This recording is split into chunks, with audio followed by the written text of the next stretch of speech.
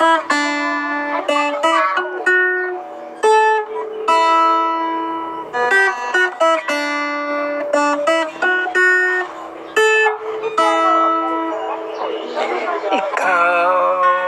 lamang,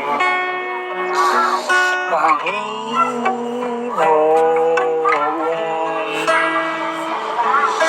kaagapay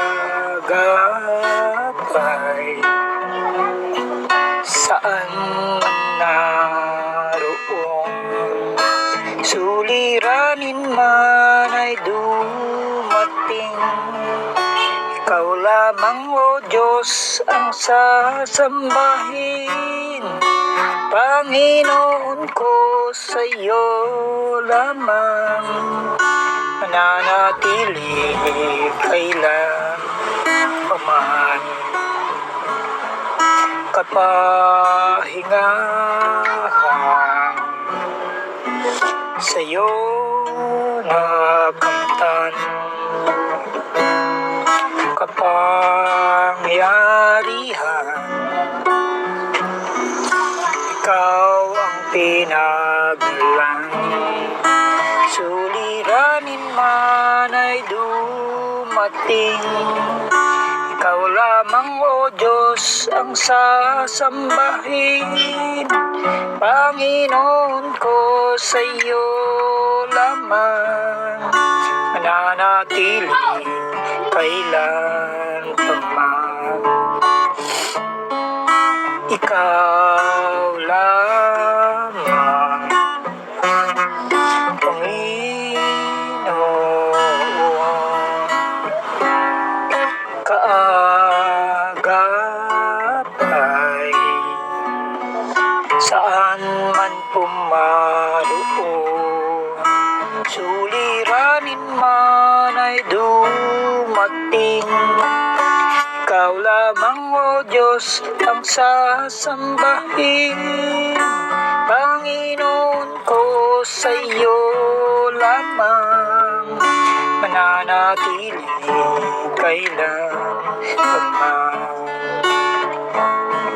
Kapahingahan sa iyo nakamtan,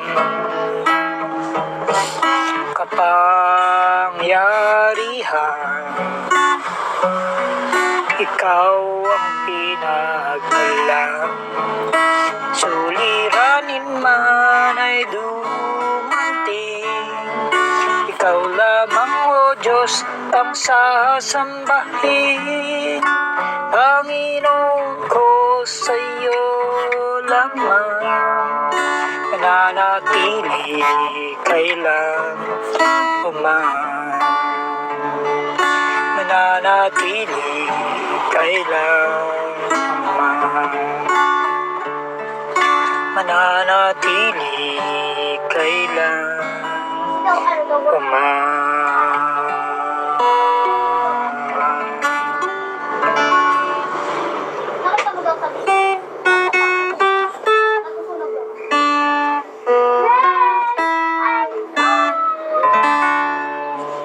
Magandang araw po sa inyong lahat, mga kapatid kay Kristong tunay. Ito si Kuya Seng uli at binabati ko kayo at sana'y nasa maayos kayong kalagayan at anumang pagsubok ng pinagdaraanan magpatuloy at ayan ay maaaring pagsubok na pinayagan ng Diyos sa ating buhay. Ngunit kung ito ay kagagawan natin na kalokohan o bunga ng ating ginawa, ito ay bunga lamang na inaalaw din naman ng Diyos para tayo magising, bumalik at ituwid at gawin ang pinagagawa ng Diyos. Mahirap na hindi makatupad tayo pag tayo ay pumanaw sa mundong ito. So, yung kantang Still na yan sa English ay mananatili ang title nito sa Tagalog. Napakinggan nyo naman ang mensahe. Na ito ay yung kinikilala natin na ang Panginoon sa ating buhay siya lamang.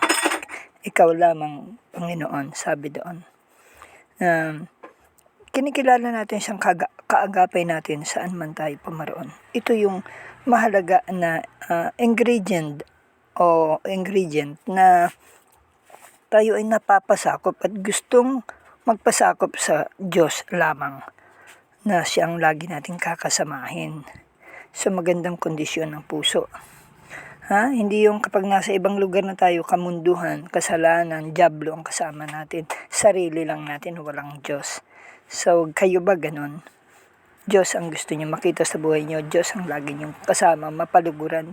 Hindi yung puro kayo ang napaluluguran, kayo ang nagiging sikat. Hindi niyo nagagawa yung pagpapakilala sa Diyos sa tao sa pamamagitan ng matuwid at mabubuti nating gawa. Sabi sa Bible, let your light shine before men that they may see your good deeds and praise your Father in heaven. And yung bang kailangang mag-ilaw tayo para makita si Kristo ang mabubuting gawa, hindi masasamang gawa.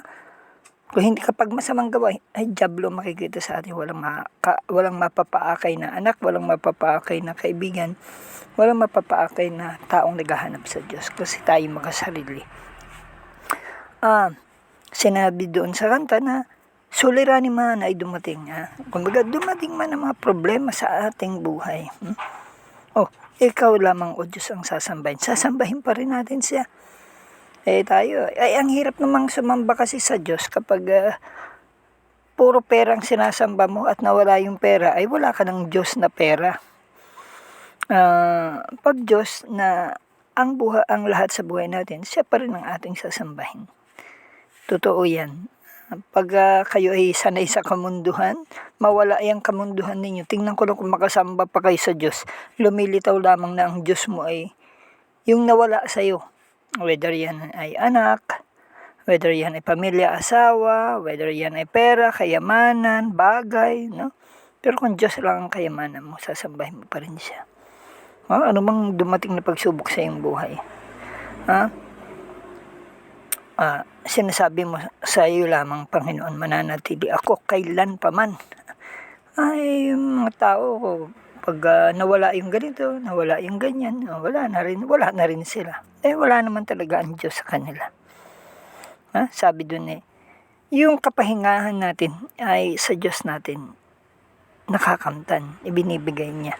Hindi tayo nagkakapahinga sa pera, sa dami ng pera natin sa bangko, dami ng bahay natin, dami ng sasakyan natin. Ang taong wala talagang Kristo, wala ang kapahingahan yan. Maniwala ka, puro pera, puro yaman ang hinahanap. Kailangan yan, pero kung puro yan, hindi makapagbibigay ng kapayapaan, ng kapahingahan, hindi yan makakapagbigay ng kaligayahang tunay.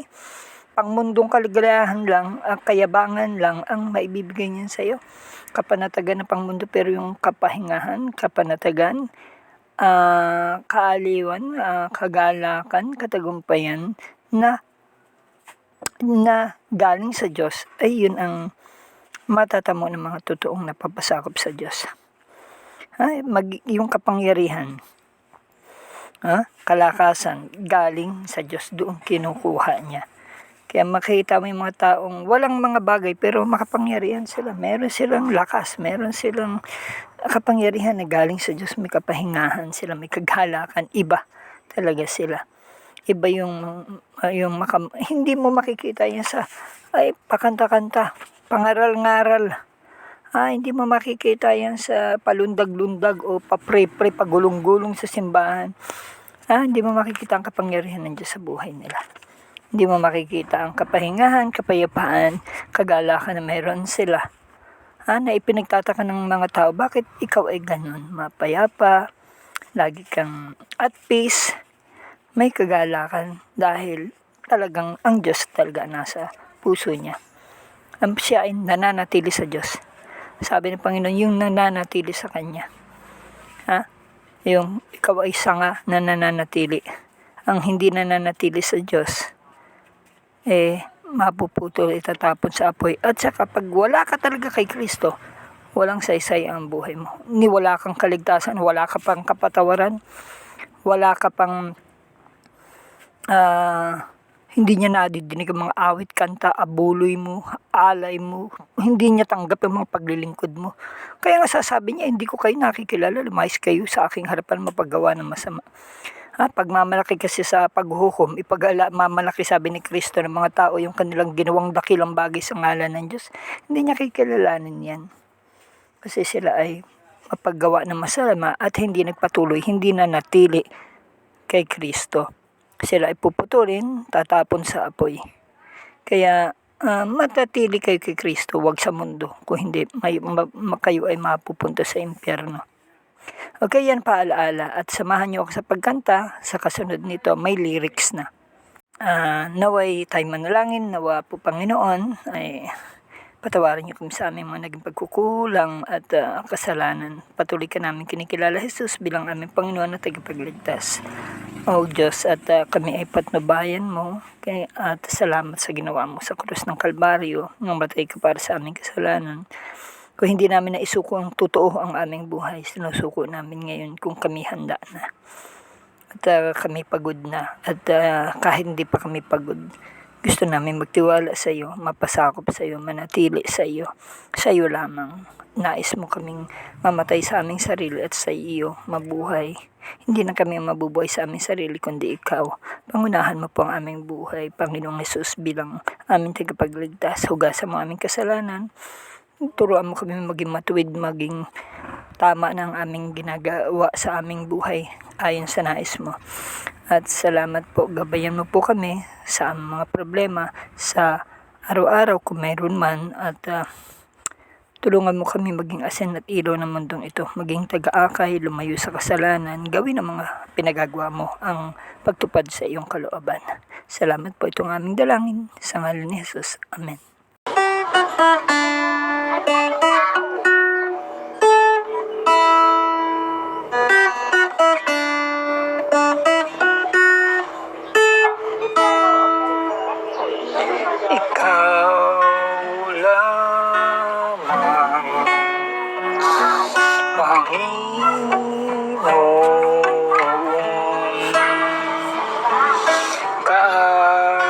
Kaagapay, saan naroon, suliranin man ay dumating. Ikaw lamang, O Diyos, ang sasambahin. Panginoon ko, sa iyo lamang mananatili kailan paman. Kapahingahan sa iyo nakamtan, kapangyarihan, ikaw ang pinagmulan. Suliranin man ay dumating, ikaw lamang, O Diyos, ang sasambahin. Panginoon ko, sa iyo lamang mananatili kailan paman. Ikaw lamang, Panginoon, kaagapay, saan man pumaroon, suliranin man ay dumating. Ikaw lamang, O Diyos, ang sasambahin. Panginoon ko, sa iyo lamang mananatili kailan paman. Kapahingahan sa iyo nakamtan, kapangyarihan, ikaw ang pinagmulan. Suliranin man ay dumating, Diyos ang sasambahin, Panginoon ko sa'yo lamang, nananatili kailan man, nananatili kailan man, mananatili kailan man.